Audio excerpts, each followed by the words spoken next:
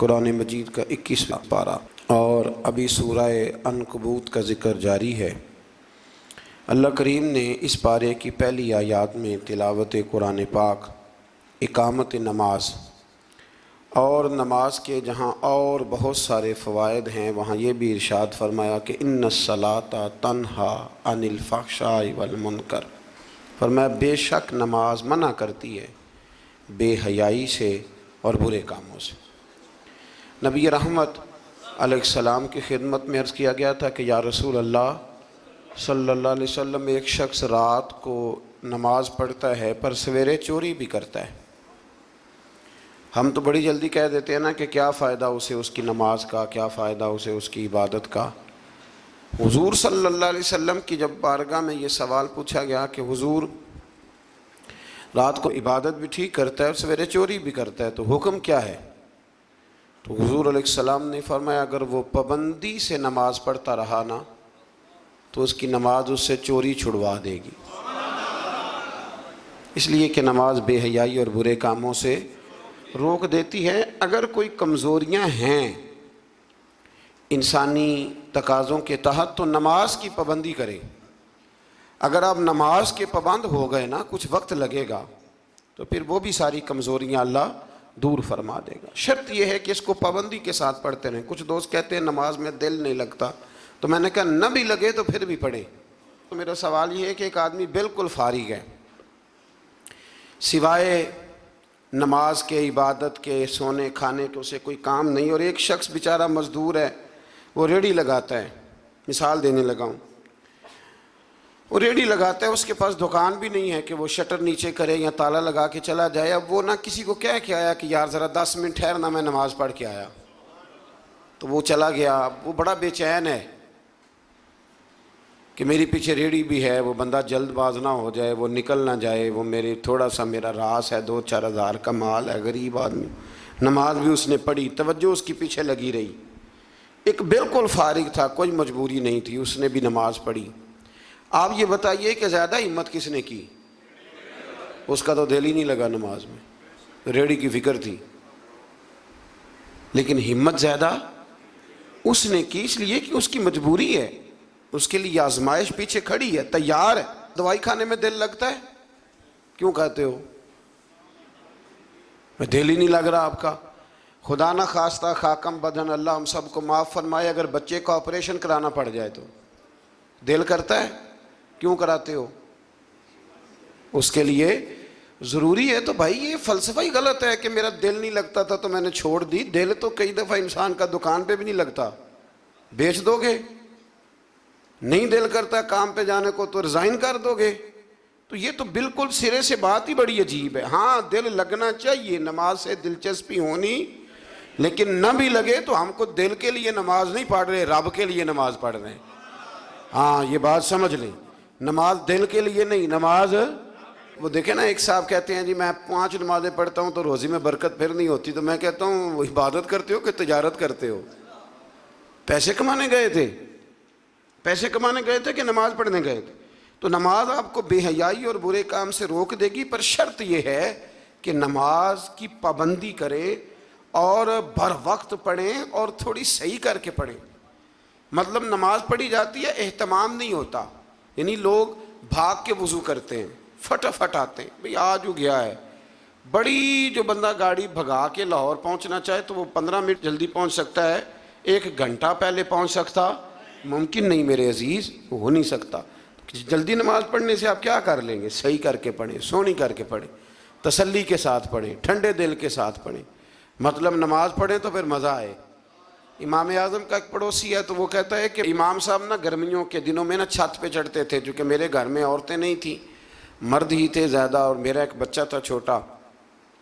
کہتے ہیں کہ وہ چھت پہ نماز پڑھا کرتے تھے تو وہ اتنی دیر تک کھڑے رہتے کہ لگتا کوئی ستون کھڑا ہے، رات کو ستون محسوس ہوتا، اتنی دیر تک وہ تلاوت کرتے، اللہ کی بارگاہ میں کھڑے رہتے۔ تو فرماتے ہیں جب ان کا انتقال ہوا تو میرا بیٹا کہنے لگا کہ ابا جی پڑوسیوں کی چھت پہ جو کھمبا تھا، جو ستون تھا، وہ کہاں گیا؟ تو کہتا میں رو پڑا۔ میں نے کہا بیٹا وہ ستون اور کھمبا نہیں تھا، وہ تو ابو حنیفہ تھا جو اپنے رب کے حضور کھڑا رہا کرتا تھا۔ تو دلچسپی پیدا کریں۔ اللہ تعالیٰ ہمیں رمضان کے بعد بھی پابندی صلاۃ کی توفیق عطا فرمائے۔ آیت نمبر 46 میں اہل کتاب سے بحث اور مباحثہ اور مجادلہ کے آداب اور اسلوب تبلیغ کے شائستہ اور پسندیدہ ہونے کا بیان کیا گیا۔ جب آپ تبلیغ کریں تو آپ کے جملے بڑے شستہ ہونے چاہیے، صاف ستھری بات آپ کریں۔ قرآن مجید نے کہا نا ادعو الی سبیل ربک بالحکمہ والموعظۃ الحسنہ، لوگوں کو اللہ کی طرف بلاؤ تو خوبصورت نصیحت کے ساتھ، حکمت کے ساتھ اور اچھے انداز میں۔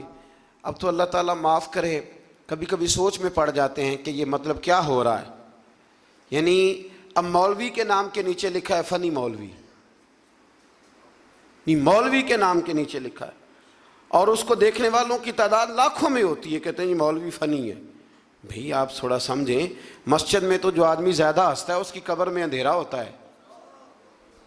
آپ یہ کیا کر رہے ہیں؟ ہاں کوئی بات ایسی آ جاتی تھی تو اللہ کے نبی بھی مسجد میں مسکراتے تھے، حضور بھی مسکراتے تھے، صحابہ بھی مسکراتے تھے، اور صحابہ کہتے ہیں حضور جب مسکراتے تھے تو دانتوں سے نور نکلتا تھا، مسجد نبی کی دیواریں بھی چمک اٹھتی تھی۔ لیکن یہ مطلب مولوی کو اس لیے بلانا کہ وہ لطیفے سنائے گا، وہ طنز و مزاح کی بات کرے گا، تو آپ نے کیا فرق رکھا مسجد میں، اللہ کے گھر میں اور دیگر جگہوں پہ؟ آپ ذرا سمجھیے اس بات کہ وہی بات جو قرآن نے کہی کہ لوگوں نے دین کو کھیل تماشا بنا لیا ہے، معاذ اللہ لوگوں نے کھیل تماشا سمجھ لیا ہے، تو کس طرف مطلب قوم لگ گئی ہے، اور بڑا بڑا عروج ہے اور بڑی بڑی باتیں ہیں، بیچ میں ہے کیا کہ لطیفے سنائے جا رہے ہیں اور داستان سرائی ہو رہی ہے اور کہانیاں ہو رہی ہیں، اور قوم ہے کہ وہ اس پر لگی ہوئی اچھی نصیحت، خوبصورت جملے۔ میرے رسول کریم علیہ السلام کے غلام کہتے ہیں حضور جنت کا ذکر کرتے تھے تو یوں لگتا تھا ہم جنت کی سیر کر رہے ہیں، حضور دوزخ کی بات کرتے تو ہمارے خوف سے رونگٹے کھڑے ہو جاتے، اور حضور قیامت کا ذکر کرتے تو یوں لگتا کہ نکل کے باہر جائیں گے تو قیامت آ جائے گی۔ یہ انداز تھا حضور کا بات کرنے کا، تو لہٰذا بڑی شستہ، بڑی صاف ستھری اور بڑی میٹھی اور بڑی ٹھنڈی بات کریں۔ دین کی بات جب آپ کریں تو پھر اس میں حسن چھلکے۔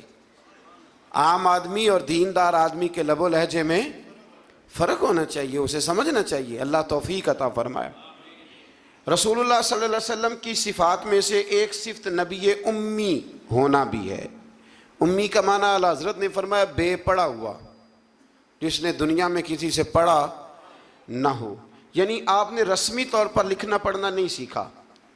اس میں بھی اللہ تعالیٰ کی بے پناہ حکمت ہے کہ حضور نے دنیا میں آ کے پڑھنا لکھنا نہیں سیکھا۔ آیت نمبر 48 میں فرمایا کہ آپ نزول قرآن سے پہلے کوئی کتاب نہیں پڑھتے تھے۔ یہ بڑی انوکھی بات کا ذرا سمجھیے گا، یہ بھی میرے نبی کی شان ہے۔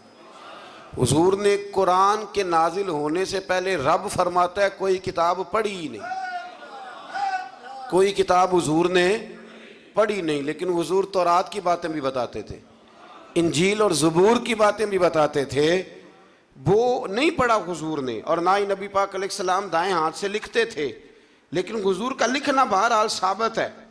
بعد میں نبی پاک کا بطور معجزہ لکھنا ثابت ہے، احادیث مبارکہ سے ثابت ہے، لیکن حضور علیہ السلام نے نہ کوئی کتاب پڑھی، نہ دنیا میں حضور کسی کے شاگرد ہوئے۔ الرحمن علم القرآن، رحمان فرماتا ہے میں نے خود انہیں قرآن سکھایا ہے۔ حضور نے اپنے رب سے سیکھا، ڈائریکٹ اللہ کے شاگرد ہیں میرے نبی کریم۔ اور یا اللہ کیا سکھایا اور کیا سیکھا؟ تو فرمایا وَعَلَّمَكَ مَا لَمْ تَكُنْ تَعْلَمْ، محبوب جو نہیں جانتے تھے رب نے سارا ہی سکھا دیا ہے۔ لوگ پوچھتے ہیں آپ کے استاد کا نام کیا ہے؟ لیکن جتنا بڑا استاد ہو شاگرد کا علم بھی اتنا بڑا ہوتا ہے، تو نبی پاک نے اللہ سے سیکھا ہے۔ اب آپ اندازہ کر لیں کہ اللہ نے کیا کیا علم میرے رسول کو سکھایا ہے۔ تو نبی امی کا معنی ہے بے پڑھا ہوا۔ آیت نمبر 50 سے کفار کے معجزے کی فرمائش کے جواب میں فرمایا کہ قرآن مجید سے بڑھ کر معجزہ اور کیا ہو سکتا ہے، اس کے علاوہ کیا معجزہ مانگتے ہو، یہ بہت بڑا معجزہ ہے۔ عذاب کے مطالبے پہ فرمایا کہ اس کا ایک وقت مقرر ہے، وہ وقت پہ آئے گا، کسی کے کہنے پر نہیں آئے گا۔ آیت نمبر 56 میں مومن بندوں کو فرمایا جا رہا ہے کہ جس سرزمین پر اللہ تبارک و تعالیٰ کی رضا کے مطابق زندگی گزارنا مشکل ہو تو اللہ تعالیٰ کی عبادت کی خاطر وہاں سے ایسی سرزمین کی طرف ہجرت کر جاؤ جہاں تم بے خوف و خطر اپنے رب کی بندگی کر سکو۔ ہجرت کرنے کا حکم دے دیا اگر کہیں کھل کے عبادت کرنے کا موقع میسر نہ ہو۔ میرا خیال ہے کہ دنیا میں شاید ہی کوئی ایسا خطہ ہو جہاں کھل کر عبادت کرنے کا موقع میسر۔ میں نے برطانیہ میں ایک مدینہ مسجد دیکھی، بہت بڑی وسیع مسجد۔ میں نے ایک جمعہ وہاں پڑھایا، تو جمعے کے بعد ہم نمازیوں کے بیچ بیٹھے۔ میں نے کہا آپ نے بڑی شاندار مسجد بنائی، تو وہ کہنے لگے کہ یہاں کی حکومت نے ہمارے ساتھ تعاون کیا۔ آپ حیران ہوں گے میری بات سن کے۔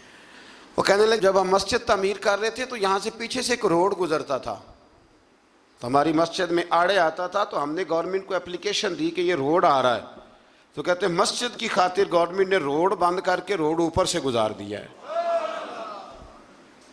اب تو عبادت کرنے کی تو کوئی دقت نہیں، پر شرط یہ ہے کہ عبادت کرنے والے بھی تو ہونے چاہیے نا۔ عبادت کرنے کی کوئی پریشانی اور نہ بھی ہو، تو اللہ کے محبوب کے لیے اللہ نے ساری زمین کو مسجد بنا دیا ہے۔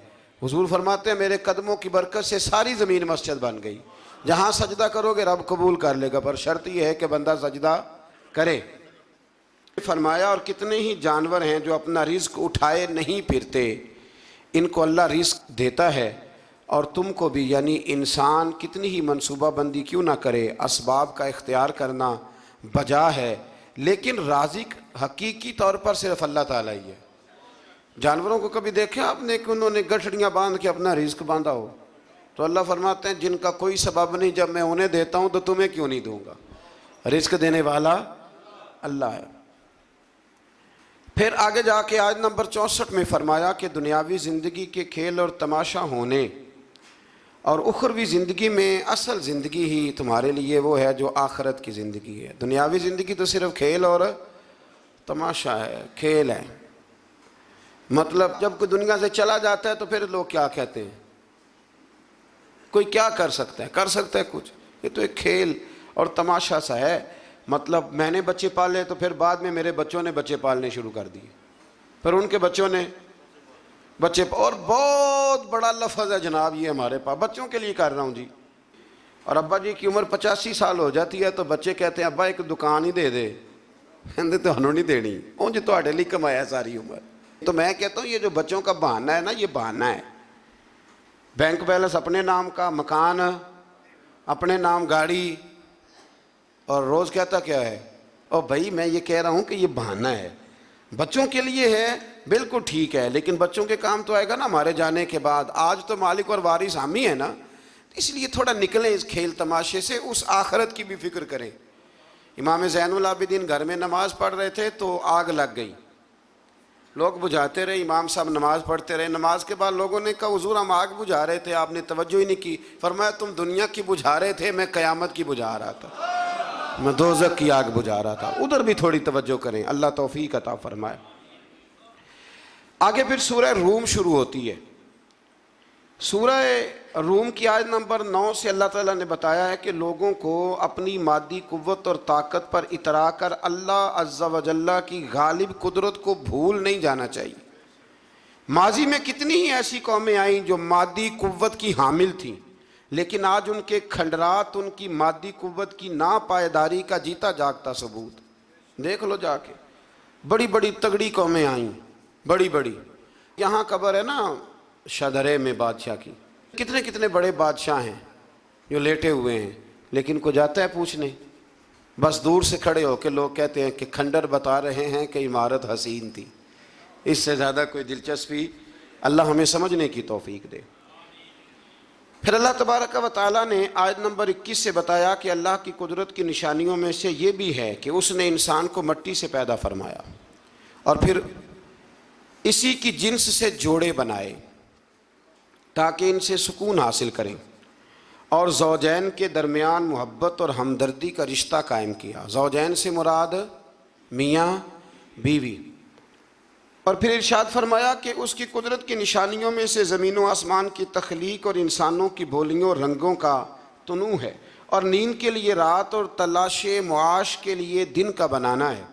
اور اسی طرح آگے کی آیات میں اللہ تعالیٰ کی قدرت کی متعدد نشانیوں کا رب کریم نے ذکر فرمایا۔ آیت نمبر 27 میں حیات بعد الموت کے منکرین سے فرمایا وہی ہے جو تخلیق کی ابتدا کرتا اور دوبارہ وہی زندہ کرے گا، اور یہ اس کے لیے بڑا آسان ہے۔ دوبارہ زندہ کرنا بڑا، کسی چیز کا پہلی دفعہ بنانا مشکل ہوتا ہے، دوبارہ تو آسان ہو جاتا ہے۔ فرمایا دوبارہ زندہ کرنا تو اس کے لیے آسان ہے۔ آیت نمبر 28 میں مشرکین سے فرمایا کیا تمہارے غلام تمہارے مال میں برابر کے حصے دار ہوتے ہیں؟ اگر نہیں تو پھر اللہ تعالیٰ کے ساتھ کیسے بے جان بتوں کو شریک کرتے ہو؟ آگے چل کر امت محمدی صلی اللہ تعالی علیہ وسلم کو تعلیم دینے کی خاطر فرمایا آپ باطل ادیان سے کنارہ کش ہو کر اپنے آپ کو دین فطرت پر قائم رکھیں، وہ اصل دین ہے۔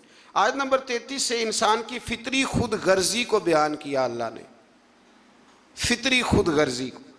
فرمایا کہ تکلیف کے وقت اللہ کو پکارتے ہیں لیکن راحت کے وقت اسے بھول جاتے ہیں، بلکہ شرک کرنے لگتے ہیں، اور یہ بھی بتایا کہ اللہ کی رحمت سے نا امید بھی ہو جاتے ہیں۔ اچھا لگتا ہے ہمارے جملوں میں نا یہ فکر اچھا لگتا ہے، بس ٹھیک ہے جی وہ جس حال میں رکھے جی میں بڑا راضی ہوں، بھئی یہ شکر نہیں، شکر یہ ہے کہ الحمدللہ میرے رب نے جیسا سمجھا اس نے اس حال میں مجھے رکھا ہے، جیسا سمجھا اس حال میں اس نے مجھے رکھا ہے۔ آیت نمبر 38 میں قرابت داروں اور مسکینوں اور مسافروں کو ان کا حق دینے کا حکم دیے۔ قرابت داروں کا بھی حق ہوتا ہے، مسکینوں کا بھی ہوتا ہے، مسافروں کا بھی ہوتا ہے۔ ہمارے اوپر تو حق ہی کوئی نہیں کسی کا، یا ہمارا ہے یا ہمارے بچوں کا ہے۔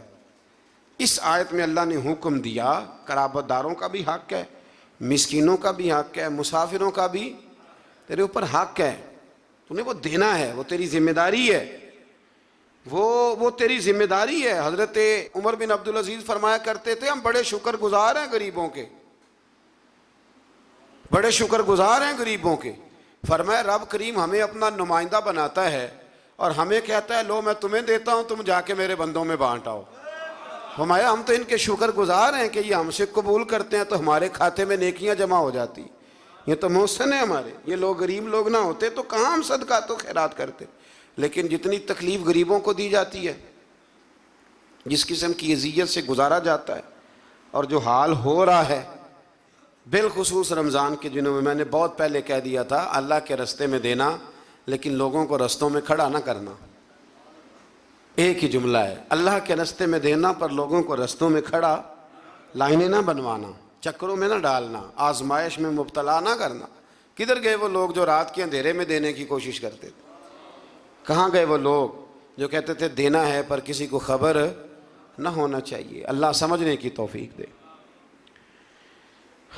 آیت نمبر 41 میں فرمایا کہ بحر و بر میں فساد لوگوں کے اپنے کرتوتوں کے سبب ہے، اور لوگوں کو ایک دوسرے سے بھڑا دینا بھی ایک صورت عذاب ہے۔ فرمایا جب تم بحر و بر میں فساد کرتے ہو تو پھر تمہارے درمیان اختلافات ہو جاتے ہیں، یہ ایک عذاب ہے۔ بھائی کی بھائی سے ناراضگی عذاب نہیں؟ بچے اگر کسی جگہ جا کے ماں باپ کی شکایت کریں کہ وہ بڑے بھائی کے بچوں سے زیادہ پیار کرتے ہیں تو یہ عذاب نہیں؟ یعنی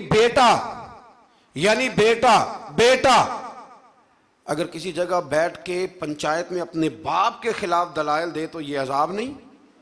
فرمایا اب تم فساد کرتے ہو پھر اس عذاب سے دوچار ہوتے ہو۔ اللہ سمجھنے کی توفیق دے۔ تو میرے عزیز سمجھیے اس بات کو کہ قرآن مجید ہماری کس طرح تربیت کر رہا ہے۔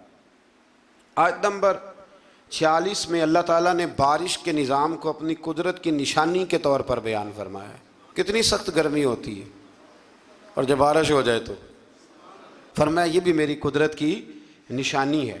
آیت نمبر 54 میں انسانی وجود سے اپنی وحدانیت پر استدلال فرمایا کہ کمزوری کی حالت میں انسان کی پیدائش، پھر قوت کے بعد پھر کمزوری اور بڑھاپا، یہ سب حالتیں اللہ تعالیٰ ہی طاری کرتا ہے۔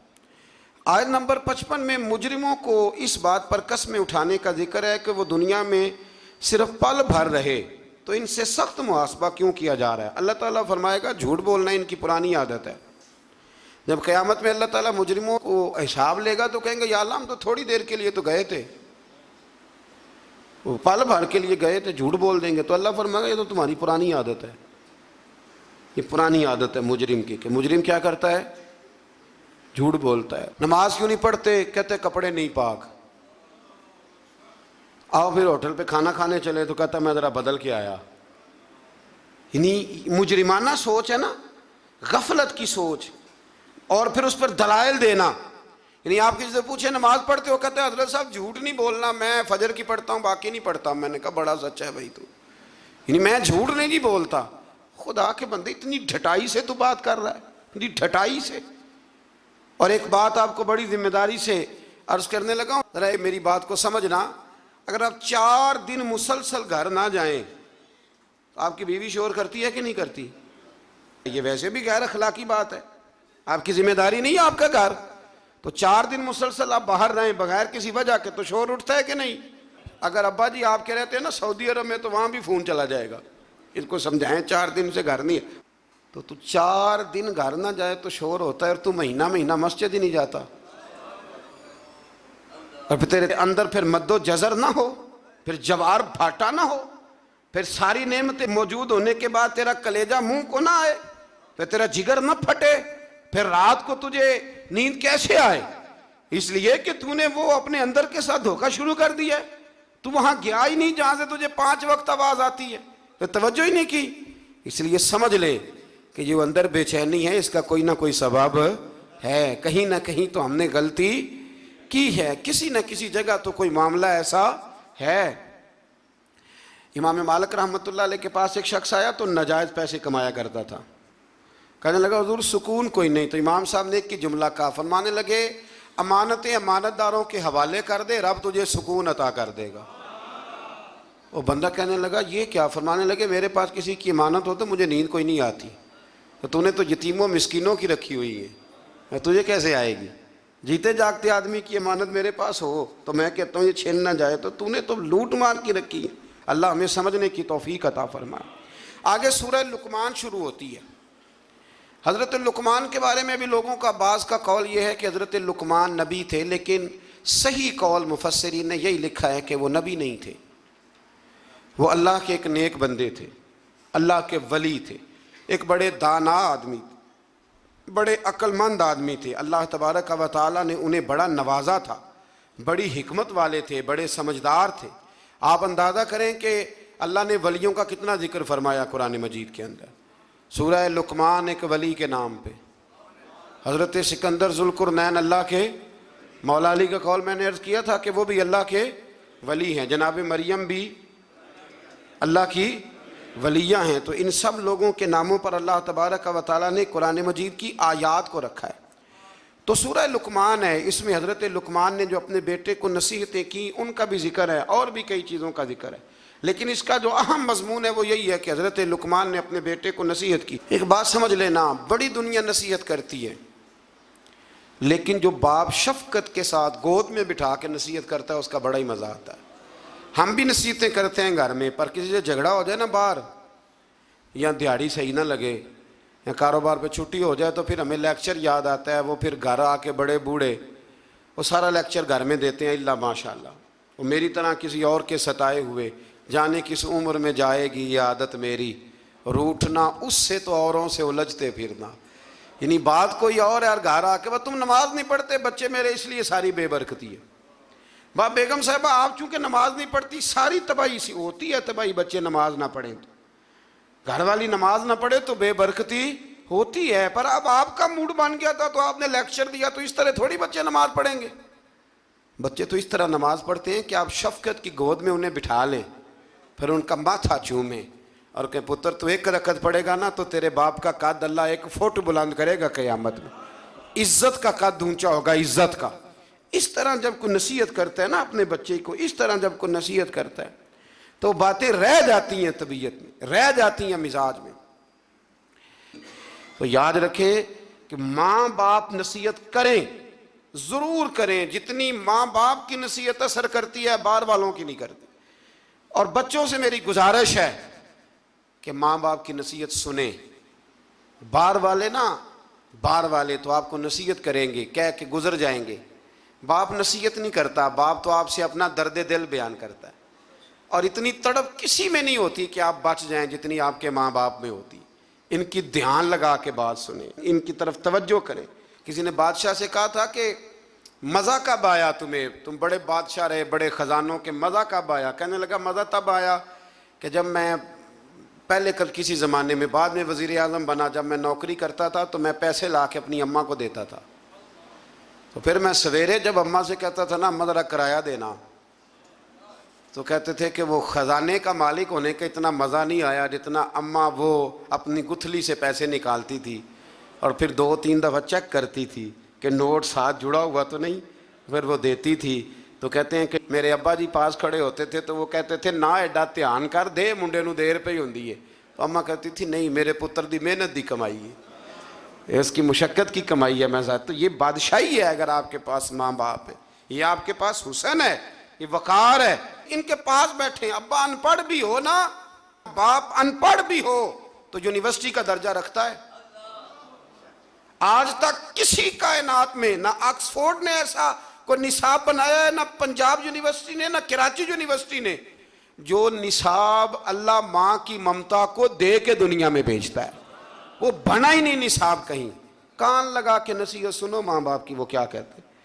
تو حضرت لقمان اپنے بیٹے کو نصیحت کرتے ہیں۔ پہلی بات انہوں نے یہ کی کہ بیٹا کبھی شرک نہ کرنا، اور دوسری بات یہ کی اپنے بیٹے کو کہ اللہ اور ماں باپ کا شکر گزار ہونا۔ پھر فرمایا والدین کے ساتھ نیکی کا برتاؤ کرنا۔ اس مقام پر پھر قرآن نے اولاد کے لیے ماں باپ کی مشقتوں کا ذکر بھی فرمایا، اور یہ بھی فرمایا کہ اگر خدا نہ خواستہ کسی کے ماں باپ مشرک ہوں تو ان کے دباؤ میں شرک میں مبتلا نہ ہو، لیکن اس کے باوجود دنیاوی امور میں ماں باپ کے ساتھ بدستور نیکی کا برتاؤ کرے۔ اور پھر فرمایا پابندی سے نماز قائم کرنا۔ پھر فرمایا نیکی کا حکم دینا اور برائی سے، بیٹا نیکی کا صحیح بات کریں اپنے دل سے۔ کبھی ہم نے بچوں کو کہا ہے کہ نیکی کا حکم دینا؟ بیٹے اچھا سا کاروبار کر، کوئی تگڑے سے پیسے کم، نیکی کا حکم دینا اور برائی سے، یہ باپ کہہ رہا ہے اپنے بیٹے کو بیٹا یہ تو نے ڈیوٹی کرنی ہے۔ اور پھر ارشاد فرمایا کہ پابندی سے نماز قائم کرنا، نیکی کا حکم دینا، برائی سے منع کرنا، لوگوں کے ساتھ تکبر سے پیش نہ آنا، زمین پہ اکڑ کے نہیں بلکہ عاجزی کے ساتھ چلنا۔ لیکن اگر ابا جی اپنے بچے کو بتائیں او تو انہوں نے بال نہ کھیڑتا تھا پیالہ تو جٹا نہ منڈا ہے، اللہ ماشاءاللہ، اگر ابا جی یہ سبق پڑھائیں تو تکبر کا درس آیا کہ یہاں عاجزی کا درس آیا؟ اس کو کہنا چاہیے تھا بیٹا یہ تو اللہ کی تقسیم ہے پر مخلوق ساری رب کی ہے۔ کہا بیٹے کبھی تکبر نہ کرنا، چال اور گفتار میں تواضع اختیار کرنا۔ یہ حضرت لقمان نے اپنے بیٹے کو نصیحت اس میں کہیں فرمایا کہ ذرا دھیان سے رزق کمانا، کہا کہیں توجہ سے افسر بن جانا، یہ کہا ہے بچہ انسان بن جائے نا تو ساری افسریاں اس کے قدموں میں آ جاتی، اور اگر وہ انسان نہ بنے تو پھر وہ افسر بھی بن جائے تو لوگ تکلیف میں ہوتے ہیں، مزدور بھی ہو تو لوگ تکلیف میں ہوتے ہیں، اس کے بیوی بچے بھی۔ اللہ کرے کہ ہم انہیں انسان بنانے میں کامیاب ہو جائیں۔ تھوڑا اور مختصر کرتا ہوں، آگے سورہ سجدہ شروع ہو جاتی ہے۔ اس کی آیت نمبر 7 سے انسان کے مٹی سے پیدائش اور نسل انسانی کے لیے جوہر حیات، نفع، روح، کان، آنکھ اور دل جیسی نعمتوں کا اللہ نے ذکر فرمایا ہے۔ پھر آیت نمبر 15 میں فرمایا کہ ہماری آیات پر ایمان وہ لوگ لاتے ہیں جب ان آیات کے ذریعے انہیں نصیحت کی جاتی ہے تو اپنے رب کی تسبیح اور حمد کرتے ہیں، سجدے میں گر جاتے ہیں، تکبر نہیں کرتے۔ ان کے پہلو عبادت الہی میں مشغولیت کی وجہ سے بستروں سے دور رہتے، وہ اللہ کے عذاب سے ڈرتے ہیں اور اس کی رحمت کا یقین رکھتے ہوئے اسے پکارتے۔ پھر آیت نمبر 18 میں اللہ کریم نے فرمایا کہ مومن اور فاسق برابر نہیں ہو سکتے، مومن اور فاسق کبھی برابر نہیں ہو سکتے۔ باعمل مومنین کے لیے جنت کی صورت میں اللہ نے مہمانی تیار کی ہے، جبکہ فاسقوں کا ٹھکانہ جہنم ہے۔ پھر آگے سورہ احزاب شروع ہوتی ہے۔ سورہ احزاب اس سورہ مبارکہ کی آیت نمبر 4 میں اللہ تعالیٰ نے فرمایا کہ میں نے کسی انسان کے پہلو میں 2 دل نہیں بنائے، دل ایک ہے، آنکھیں کتنی ہیں، کان کتنے، پیر کتنے، 2، ہونٹ کتنے، لیکن اللہ فرماتے ہیں دل میں نے، یہ نہیں ہو سکتا کہ ایک دل میں تم مجھے رکھ لو ایک میں میرے دشمن کو رکھ لو، یہ نہیں ہو سکتا کہ ایک دل میں اسلام ہو دوسرے میں کفر ہو. یہ نہیں ہو سکتا کہ ایک دل میں میرا محبوب ہو اور دوسرے میں تم نے کسی دنیا دار کو بٹھایا ہو. دل ایک ہے تو محبوب بھی ایک ہی ہونا چاہیے. وہ الگ بات ہے کہ کبھی کبھی کسی شاعر نے یہ شکوہ کیا ہے، وہ بھی شکوہ نہیں، اس نے اپنی بات کی. ہم اپنے لفظوں میں لیتے ہیں نا. یوں سمجھ لیں کہ کسی نے کہا کہ میں حضور سے محبت کرتا تھا تو مجھے تڑپ لگ گئی تو تڑپ کا مزہ بڑا آیا. اعلیٰ حضرت نے بھی کہا ہے نا، عشق تیرے صدقے جلنے سے چھٹے سستے، جو آگ بجھا دے گی وہ آگ لگائی ہے. تو وہ شاعر کہتا ہے کہ اتنا میں تڑپا ہوں اپنے محبوب کے لیے تو تڑپ کا بھی ایک مزہ ہے. تو کہتا ہے وہ مزہ دیا ہے تڑپ نے کہ میری آرزو ہے یا رب میرے دونوں پہلوؤں میں دل بے قرار ہوتا، میرے دونوں پہلوؤں میں دل بے قرار ہوتا. اللہ کریم ہمیں سمجھنے کی توفیق عطا فرمائے. تو دل ایک ہے تو محبت بھی ایک ہی ہونی چاہیے. اسی آیت میں فرمایا کہ منہ بولے بیٹے وہ حقیقی بیٹے کے حکم میں نہیں ہوتے. نبی کریم علیہ السلام نے حضرت زید بن حارثہ کی پرورش کی تھی تو کچھ لوگوں نے زید بن محمد کہنا شروع کر دیا. فرمایا نام بھائی زید بن حارثہ ہی کہو، زید بن محمد نہیں کہہ سکتے. تو منہ بولا بیٹا حقیقی وارث نہیں ہوتا، یہ اللہ نے قانون بنا دیا ہے. تو اس لیے یہ جو بچہ آپ اڈاپٹ کرتے ہیں لیتے ہیں تو اس کی ولدیت اصل لکھوایا کریں، اپنی نہ لکھوایا کریں. ہاں اگر آپ نے جائیداد میں سے اپنی مرضی سے کچھ شے دینی ہے تو زندگی میں دے دیں، لیکن شریعت کہتی ہے کہ اس کے نام کے ساتھ اس کے اصل باپ کا ہی نام آئے. پھر آیت نمبر 6 میں فرمایا النبی اولیٰ بالمؤمنین من انفسہم، فرمایا یہ نبی مومنوں کے ان کی جانوں سے بھی زیادہ مالک ہے. اور ایک اولیٰ کا معنی اقرب کیا گیا کہ نبی پاک مومنوں سے ان کی جانوں سے بھی زیادہ قریب ہے. جان کتنی قریب ہوتی ہے کسی کو پتہ ہے؟ کسی سائنسدان کا قول، کسی ڈاکٹر کا. تو جو سائنس آج تک یہ نہیں بتا سکی کہ جان کتنی قریب ہے، وہ اس کا پتہ کیسے بتائے گی جو جان سے بھی زیادہ قریب ہے. فرمایا محبوب جانوں سے بھی تمہارے زیادہ قریب ہے. اور اس کے ساتھ ہی فرمایا کہ جو نبی پاک علیہ الصلوۃ والسلام کی ازواج ہیں وہ مومنوں کی مائیں ہیں. آیت نمبر 7 میں انبیاء کرام کے فرائض رسالت کے متعلق لیے گئے وعدے کا ذکر ہے. پھر آیت نمبر 8 سے غزوہ خندق، جس کو غزوہ احزاب قرآن مجید نے کہا، اس غزوے کا بھی ذکر ہے. غالباً آیت نمبر 8 سے لے کر کوئی 20 آیت تک اس غزوے کا مختلف انداز میں سورہ احزاب کے اندر اللہ کریم نے 21ویں پارے میں ذکر فرمایا. کچھ یہودی بڑی بدعہدی کرتے تھے تو حضور نے انہیں وہاں سے نکال دیا تو وہ خیبر میں جا کے آباد ہو گئے. انہوں نے شرارت کی، مکے گئے اور مکے والوں کو تیار کیا کہ اس وقت بدر میں تم مسلمان تم سے جیت گئے تھے تو دیکھا نہیں تم نے، احد میں پھر تم جیت گئے معاذ اللہ، تو آؤ حملہ کرو ہم تمہاری مدد کریں گے. ابو سفیان کو تیار کیا اور کئی لوگوں کو تیار کیا، اور پھر بنو غطفان ایک قبیلہ تھا اس کو بھی ساتھ ملایا، کچھ اور قبیلوں کو ساتھ ملایا، تو تقریباً 10-12 ہزار کا لشکر لے کر انہوں نے مدینے پہ حملہ کیا، تیاری کی. نبی کریم علیہ السلام نے صحابہ کو مشورے کے لیے بلایا. بھائی خبر ملی ہے وہ تو آ رہے ہیں 10,000 کا لشکر لے کے، کیا کرنا ہے؟ سارے لوگ میٹنگ میں بیٹھے تو حضرت سلمان فارسی نے مشورہ دیا. عرض کی حضور ہمارے علاقوں کے اندر جب اس طرح کا ماحول ہوتا تھا تو خندق کھودی جاتی تھی، ایک چوڑی خندق جس کو دشمن پھلانگ نہ سکے، اس میں آگ جلائی جاتی تھی. گھوڑا کتنی کچھ چھلانگ لگا لے گا. مدینے کے 3 طرف ویسے ہی کہیں باغات ہیں، کہیں بڑی آبادی ہے گنجان آباد، کہیں پہاڑ ہیں، تو جو حصہ خالی ہے جہاں سے خطرہ ہے وہاں خندق کھود دیتے ہیں. نبی کریم نے فرمایا تمہاری بات مجھے بڑی پسند آئی ہے. آج کل بھی ویسے بڑے چھوٹوں سے مشورہ کرتے ہیں کہ نہیں؟ سوال ہی نہیں پیدا ہوتا. اور چلو میں بھی ایک بات کہہ ہی دیتا ہوں، اگر کئی دفعہ بندہ شاگردوں مریدوں سے مشورہ کر لے تو چوڑ بھی بڑے ہو جاتے ہیں. یہ بھی مسئلہ ہے. آپ مشورہ لے لینا. تو مشورہ تو آج کل ویسے بھی کوئی نہیں دیتا، جو بھی دیتا حکم ہی دیتا ہے. یعنی اگر آپ نے بات مان لی تو ٹھیک ہے، نہ مانی تو بندہ ناراض ہے. تو میں کہتا ہوں بھائی آپ نے مشورہ دیا تھا کہ حکم دیا تھا؟ اگر تو حکم دیا تھا تو پھر چلو گستاخی ہو گئی، اگر مشورہ تھا تو مشورہ رکھا بھی جا سکتا ہے اور رد بھی کیا جا. اب بہت کبار صحابہ نے یہ کہا کہ باہر جا کے جنگ لڑیں گے، اندر رہیں گے تو بزدل سمجھیں گے، لیکن حضور نے فرمایا نہیں، سلمان فارسی بات ٹھیک کرتا ہے. اب باقی ناراض ہو گئے، واک آؤٹ کر گئے. کسی نے شکوہ کیا بعد میں. مزاج کو سمجھے، اسلام کے مزاج کو سمجھے. میں جمعے میں بھی کہہ رہا تھا ہماری سب سے زیادہ لڑائیاں پتہ کیا ہیں؟ انہاں میں نے پوچھیا ہی نہیں. اس سب سے بڑی لمبی چوڑی لڑائی اس کا نام ہے. نانا جی بگڑ گئے, دادا جی بگڑ گئے, ابا جی بگڑ گئے, اور موٹی بات کیا ہے, انہیں سانو پوچھا نہیں, با مرضی کر لی. یہ سب سے بڑی, آپ ٹٹول کے لیں پیچھے سے تو یہ جملہ برآمد ہو جاتا ہے. اب اس کا کیا حل کیا جائے, اور اس کی توبہ بھی کوئی نہیں, اللہ معاف کرے, یعنی معافی بھی نہیں ملتی اس فکرے کی. تو حضرت سلمان فارسی کے کہنے پر حضور نے نا خندق کھودنے کا ارادہ فرمایا. 40 گز خندق کھودیں گے 10 بندے مل کے. 10 آدمیوں کو کہا 40 گز خندق کھودنی ہے, اور یہ 5 گز گہری ہونی چاہیے.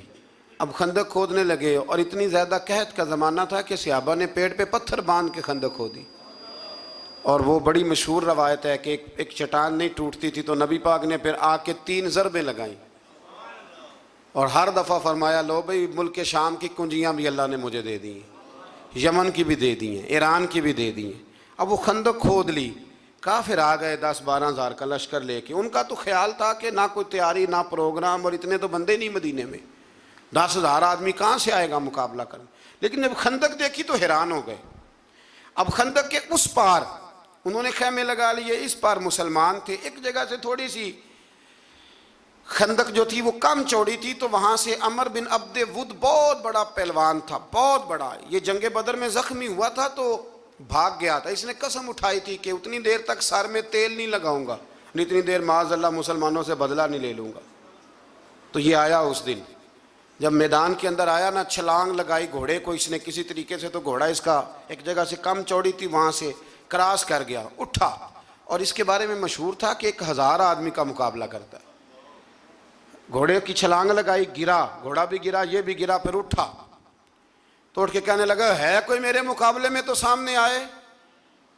اس نے پہلا اعلان کیا تو مولا علی شیر خدا اٹھ کے کھڑے ہو گئے, اٹھ کے کھڑے ہو گئے. فرمایا میں کرتا ہوں. حضور نے فرمایا علی ٹھہر جائیے, عمر بن عبد ود ہے, 1000 کے مقابلے میں لڑتا ہے. عرض کی حضور میں بھی تو اسد اللہ ہوں نا, لڑتا ہے تو پھر کیا ہوا, دیواریں ہلتی رہتی ہیں اور در کانپ جاتا ہے. علی کا نام سن کے اب بھی خیبر کانپ جاتا ہے, مجھے جانے دے. جب تیسری دفعہ وہ پکارا تو حضرت علی کہنے لگے حضور بس کریں, اب تو حد ہو گئی, میں ضرور جاؤں گا. حضور نے اپنے دست مبارک سے ذوالفقار حیدری عطا فرمائی. حضرت مولا علی شیر خدا یوں نکلے وہاں سے کہ جیسے شیر کچھار سے نکلتا ہے. اور جب آئے نا سامنے تو کہنے لگا تیرا کیا نام ہے. آپ فرمانے لگے علی ابن ابی طالب ابن عبد المطلب, یہ میرا نام ہے. کہنے لگا میں نہیں تجھ سے لڑتا, تیرا باپ میرے باپ کا دوست تھا. حضرت علی فرمانے لگے بہانے نہ کر, علی کا نام سن کے بہانے کرتا ہے. تیرا باپ میرے باپ کا دوست تھا, اس کا کیا مطلب ہے. فرمایا میرا دوست بھائی وہی ہے جو محمد عربی کا دوست ہے, میدان میں آ مقابلہ کر. اس کو بات سن کے اتنا غصہ آیا, کہنے لگا پھر تم لڑو گے. حضرت علی فرمانے لگے سنا ہے تو 2 باتوں میں سے ایک قبول کر لیا کرتا ہے, کیونکہ میں نے بھی پہلوانوں کی ساری باتیں سنی ہیں. تو کہنے لگا وہ کیا. حضرت علی فرمانے لگے سنا ہے تو 2 میں سے ایک قبول کر لیتا ہے. فرمایا ہاں. کہنے لگے پھر 2 ہی باتیں ہیں, یا اسلام قبول کر لے یا میدان میں آ جا, ایک رکھ لے. کہنے لگا وہ تو نہیں میں قبول کرتا. تو حضرت علی فرمانے لگے پھر ڈر نہ, سامنے آ. اس نے بڑی زور سے حملہ کیا حضرت علی پہ, بڑی زور سے. حضرت علی رضی اللہ تعالیٰ عنہ کے سر اقدس پر زخم بھی آیا, میں پوری بات عرض کروں گا, اور ساری زندگی اس کا نشان مبارک سر پہ رہا, ساری زندگی. تو جب اس نے حملہ کر لیا تو پھر حضرت علی نے بغیر بتائے حملہ نہیں کیا. فرمانے لگے بھئی تیری باری ختم ہو گئی, اب میری باری ہے, ذرا سنبھل کے رہنا, علی آنے لگا ہے. میں پشت پہ وار نہیں کرتا, میں بتا کے آیا کرتا ہوں. انا اسد اللہ و رسول, میں اللہ کا بھی شیر ہوں, رسول اللہ کا بھی شیر ہوں. فرمایا ذرا تیاری کر لے. حضرت علی نے ایک ہی ضرب لگائی, ایک ہی. تو صحابہ کرام فرماتے ہیں جب دونوں گتھم گتھا ہوئے تو ریت اتنی اڑی کہ کچھ سمجھ نہیں آ رہا تھا. فرماتے ہیں لوگ آنکھیں کھول کے دیکھ رہے تھے, اور جب ریت چھٹی نا تو کہتے ہیں وہ زمین پہ پڑا تھا, اس کے 2 ٹکڑے تھے, اور علی شیر خدا اس کی چھاتی پہ کھڑے تھے. میرے رسول کریم نے فرمایا اس وقت, فرمایا خندق کے دن علی کی ایک ضرب ساری کائنات کی نفلی عبادتوں سے بہتر ہے, ساری دنیا کی نفلی عبادتوں سے مولا علی کی وہ ضرب بہتر ہے. 1 مہینے تک کافروں نے وہاں خیمے لگائے رکھے. ایک دفعہ حضرت علی نے ایک بندہ ہی کاٹا, پھر دوبارہ جرت کوئی نہیں کی کسی نے آگے آنے کی, نہ کسی نے بتایا کہ وہاں سے ہے رستہ نکل جاؤ, کوئی آیا نہیں. پھر اللہ نے فضل فرمایا, جس کا یہاں اللہ نے آیت نمبر 8 سے آگے ذکر فرمایا ہے. یہاں پھر اللہ نے فضل فرمایا. ان کے خیمے لگے تھے, ٹھنڈ بڑی تھی تو رب کریم نے ہوا بھیجی, ٹھنڈی ہوائیں چلی, آندھیاں آئیں, خیمے اکھڑ گئے, جانور ان کے رسے توڑا کے بھاگ گئے. ابو سفیان کہنے لگا بھئی بات یہ ہے کہ مہینہ ہو گیا ہمیں یہاں, نہ وہ ہمارے قابو آئے, نہ کوئی بات مسئلے کا حل ہوا. اب یہ جو طوفان ہے نا, اس میں تو نہیں رہ سکتا, تم نے رہنا تو رہو. اس نے سب سے پہلے وہ بیٹھا اونٹ پر, اور روایت میں کتنی تیزی سے بیٹھا کہ اس کے اونٹ کا پاؤں بندھا تھا, اسے یہ بھی یاد نہ رہا. اونٹ کو اٹھاتا ہے تو اٹھتا نہیں. تو کسی نے کہا سردار تجھے تو بھاگنے کی اتنی جلدی ہے کہ تم نے اونٹ کا پیر بھی نہیں کھولا. رسی تلوار سے کاٹی, جب وہ بھاگا تو سارے پیچھے بھاگ گئے. میرے حبیب فرمانے لگے دیکھو رب کریم نے ہمیں بغیر جنگ کے ہی فتح عطا فرما دی. اس ساری جنگ کے احوال اس پارے کے اندر رب کریم نے بیان فرمائے. اس کو جنگ احزاب بھی کہتے ہیں اور جنگ خندق بھی کہتے ہیں. پھر آیت نمبر 21 میں فرمایا لَقَدْ كَانَ لَكُمْ فِي رَسُولِ اللَّهِ أُسْوَةٌ حَسَنَةٌ. فرمایا بے شک تمہارے لیے نبی پاک کی زندگی میں بہترین نمونہ ہے. تمہیں دائیں بائیں جانے کی ضرورت ہی کوئی نہیں, جدھر جدھر حضور جاتے ہیں پیچھے پیچھے جاؤ. یہ رستہ تمہیں رب کریم کی بارگاہ ناز کے قریب کر دے گا. پھر اللہ تبارک و تعالیٰ نے آیت نمبر 26 میں جو بنو قریظہ ہیں ان کی بد عہدی کو بیان کیا, ان کے محاصرے کو, اور پھر ان کے کلوں سے اترنے کو, ان کے قتل کرنے کو, قیدی بنا لینے کو, ان کی زمینوں مکانوں مال و متاع کے مسلمانوں کے وارث بنانے کا بیان ہے. اور اس پارے کے آخر میں اللہ کریم نے ایک بات کو اور بیان کیا. امہات المومنین ازواج مطہرات کو دعوت دی گئی کہ آپ دنیا کی زندگی کی زینت آپ کو چاہیے, آپ اسے اختیار کرنا چاہیں تو اس کی بھی اجازت ہے, اللہ نے اجازت دے دی. اور اگر اللہ اور اس کے رسول اور آخرت آپ کو مطلوب ہے تو پھر اللہ یقین دلاتا ہے کہ آپ کو وہ چیز نصیب ہو جائے گی. اصل میں نا یہ بھی تھوڑا سا پس منظر ہے, اس پر بھی لوگ عرضہ افزائی کرتے ہیں, تو میرا خیال ہے اس کو بھی ذرا کھول دوں تھوڑا سا. ایک زمانہ تو وہ تھا جب غربت تھی, پھر اللہ نے مال دیا, بنو قریظہ بنو نذیر بڑے بڑے علاقے فتح ہوئے, مال آیا تو باقی لوگوں میں بال بٹتا تھا. تو جو صحابہ کل غریب تھے مال غنیمت کی وجہ سے امیر ہو گئے, ان کی بیویاں بڑے بڑے اچھے لباس پہنتی, کھانا کھاتی, سارا کچھ ہوتا. تو ازواج مطہرات نے ایک دن نبی کریم کی بارگاہ میں یہ عرض کی کہ یا رسول اللہ صلی اللہ علیہ وسلم, جب تک تو حالات اور تھے تو ہم بھی خاموش تھیں, اب تو اللہ کا فضل ہے, لیکن آپ کے پاس جو آتا ہے آپ بانٹ دیتے ہیں, اگر کچھ نہ کچھ ہمیں میسر آ جائے. میرے رسول کریم علیہ السلام نے اس بات کو پسند نہیں کیا, حضور ناراض ہو کے چلے گئے. پھر رب کریم نے یہ آیات نازل فرمائیں, فرمایا تمہیں دنیا کی زینت چاہیے یا تمہیں اللہ کا رسول چاہیے؟ تو بیک زبان تمام ازواج نے کہا, بیک زبان ساری ماؤں نے کہا ہمیں نہیں دنیا چاہیے, ہمیں تو مصطفیٰ کریم کا قرب چاہیے. سب نے کہا کہ ہمیں تو نبی پاک کا قرب چاہیے, ہم اسی طرح رہیں گی, کھدر کا لباس پہن لیں گی, ایک وقت روٹی کھا لیں گی, پر رہنا رسول اللہ کے ساتھ ہے, رہنا نبی کریم کے ساتھ ہے. ایک اعلان یہ بھی ہے کہ آج سے نہ کوشش کریں رات کو کچھ دیر بیدار رہنے کی, کچھ وقت, اور رات کا آخری حصہ ہو جائے تو بڑا ہی اچھا ہے, اور ساری رات ہو جائے تو پھر تو بہت اچھا ہے. یہ 10 راتیں رسول کریم نے بیدار رہ کے گزاری ہیں. اللہ تعالیٰ ہمیں توفیق عطا فرمائے.